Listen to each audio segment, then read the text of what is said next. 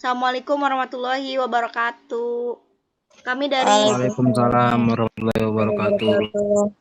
kami dari kelompok 7 ingin mempresentasikan tentang uang perspektif monetaris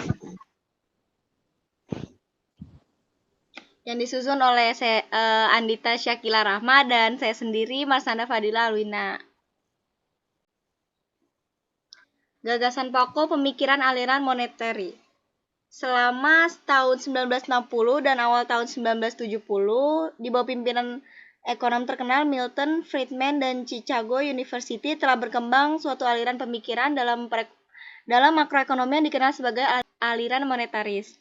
Para ekonomi dari aliran monetaris ini menyerang pandangan dari aliran Keynesian, terutama menyangkut penentuan pendapat yang dinilai oleh mereka sebagian tidak benar. Monetaris menghendaki agar analisis tentang penentuan pendapat memberi penekanan pada pentingnya peranan jumlah uang yang beredar di dalam perekonomian. Perdebatan yang lain menyangkut efektivitas antar kebijakan pemerintah dan kurva tentang Phillips. Berbagai pendapatan atau gagasan utama monetaris di atas memiliki implikasi kebijakan yang penting, yaitu stabilitas dalam pertumbuhan jumlah uang beredar yang merupakan kunci dari kestabilan makroekonomi dan bukan kebijakan makroekonomi yang aktif yang menimbulkan fluktuasi. 2. Kebijakan fiskal itu sendiri memiliki pengaruh sistematis yang sangat kecil baik terhadap pendapatan nasional real maupun pendapatan nasional nominal. Next. Tokoh aliran monetaris ada Karl Barnett, Alan Meltzer, dan Bennett McCallum. Terus ada Thomas Mayer dan juga Philip Kagan. Next, Dita. Jenis-jenis kebijakan monetaris itu ada kontraktif, 1. Kenaikan suku bunga kebijakan, 2. Menggelar operasi pasar dengan menjual surat berharga, 3. Meningkatkan rasio cadangan. Kebijakan monetaris ekspansif itu ada 1. Pemotongan suku bunga, 2. Menggelar operasi pasar, 3. Menurunkan rasio cadangan wajib. Selanjutnya akan dibacakan oleh Andita. Pemikiran aliran monetaris tentang inflasi. M kali V sama dengan P kali Y, yang dimana monetaris percaya tekanan inflasi tinggi terjadi jika jumlah uang beredar tumbuh lebih cepat daripada output real. Dalam kondisi ini, lebih banyak uang yang mengejar lebih sedikit barang. Teori kuantitatif uang mendefinisikan hubungan antara jumlah uang beredar M dan peredaran atau velositasnya V dengan inflasi harga agregat atau P dan output real yaitu Y. M kali V sama dengan P kali Y. Velositas uang diasumsikan konstan karena perubahannya memakan waktu lama dan tergantung pada teknologi dan inovasi keuangan di suatu negara. Dengan asumsi ini, kita tahu bahwa ketika jumlah uang beredar naik, yaitu M, ia membawa dua konsekuensi, kenaikan harga, output real, atau kombinasi keduanya. Perbedaan antara aliran monetaris dan Keynesian, yaitu ada 2 kelompok Keynesian yang dimana memandang bahwa permasalahan dalam suatu perekonomian pada dasarnya sangat kompleks, sehingga tidak hanya uang yang berperan penting dalam mendorong kegiatan ekonomi, tetapi juga variabel-variabel lain. Di sisi lain, kelompok Keynesian berasumsi bahwa terjadi sejumlah kekakuan dalam bekerjanya mekanisme pasar di dalam perekonomian, misalnya karena adanya kontrak kerja antara majikan dan pekerja atau pengaturan harga sejumlah komoditas oleh pemerintah.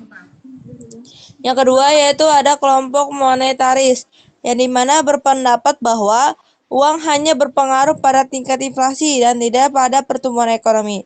Implikasinya adalah bahwa kebijakan moneter harus diarahkan hanya untuk pengendalian inflasi dan tidak bisa dipergunakan untuk mempengaruhi kegiatan ekonomi real. Selanjutnya yaitu ada kelemahan dan juga kelebihan aliran monetaris. Yang pertama ada kelemahan.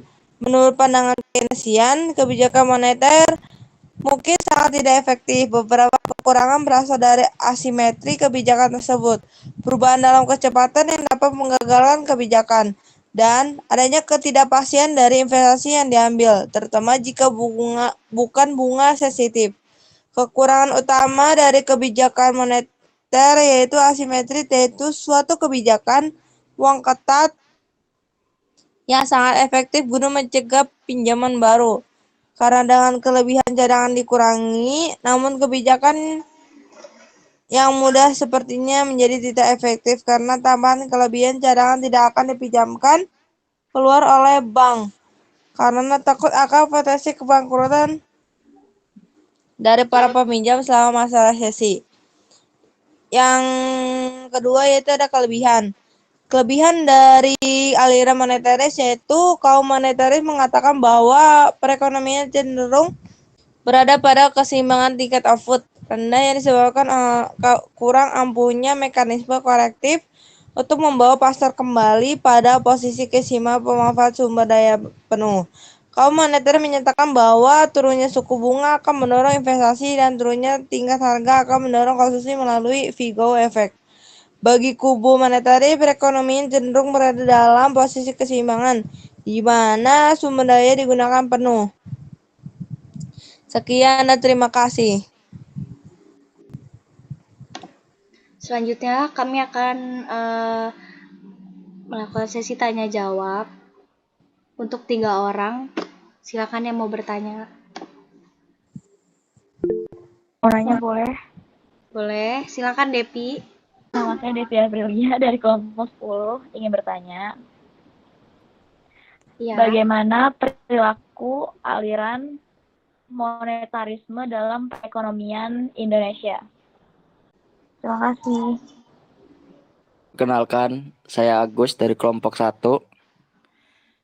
Ingin bertanya, kesimpulan dari uang perspektif monetaris itu menurut pendapat kalian itu apa? Terima kasih. Boleh, Jar. Sokatu. Bagaimana dampak kebijakan moneter terhadap nilai tukar mata uang nasional? Bentar, bagaimana dampak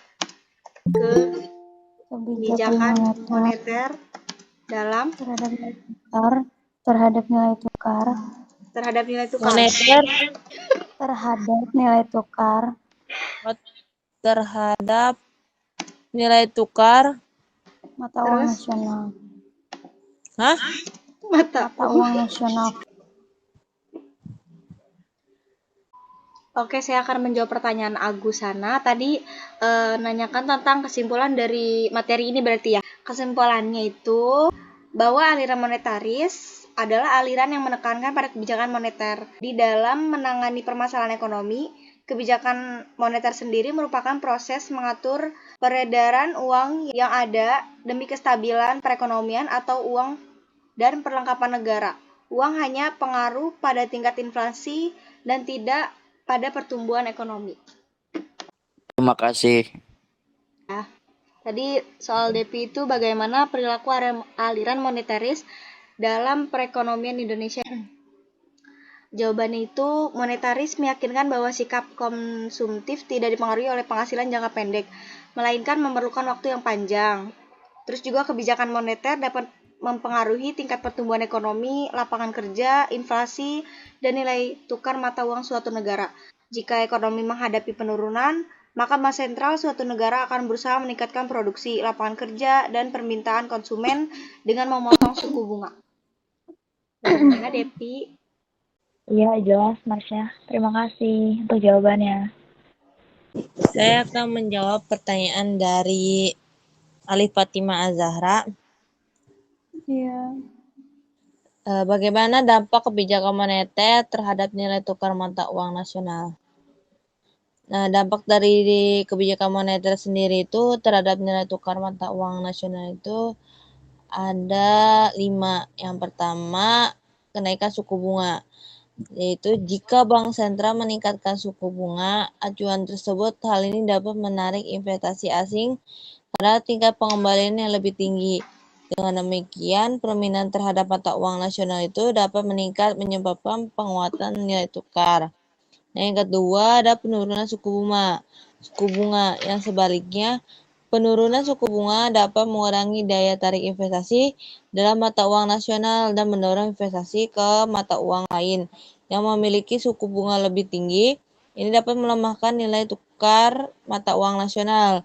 Yang ketiga ada intervensi falas, yang dimana bank sentral dapat melakukan intervensi falas dengan membeli atau menjual mata uang nasionalnya di pasar valuta asing. Tindakan ini dapat mempengaruhi suplai dan permintaan mata uang mempengaruhi nilai tukar.